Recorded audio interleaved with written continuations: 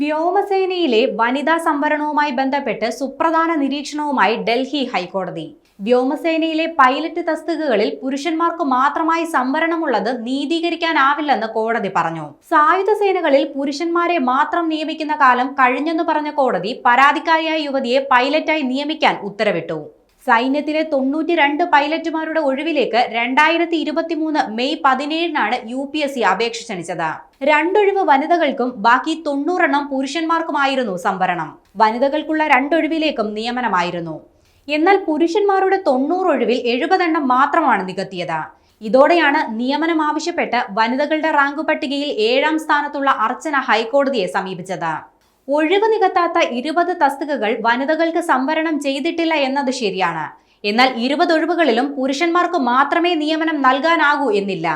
20 ഒഴിവുകൾ ഉണ്ടായിട്ടും വനിതകളുടെ റാങ്ക് പട്ടികയിൽ മുൻനിരയിലുള്ള ഹർജിക്കാരിയെ നിയമിക്കാത്തത് ന്യായീകരണമല്ല.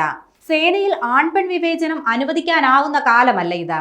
ബാക്കിയുള്ള സീറ്റുകളിലും യോഗ്യരായ വനിതകളെ നിയമിക്കണമെന്നും ജസ്റ്റിസുമാരായ C. ഹരിശങ്കറും ഓം പ്രകാശ് ശുക്ലയും അടങ്ങിയ ബെഞ്ച് നിർദ്ദേശിച്ചു.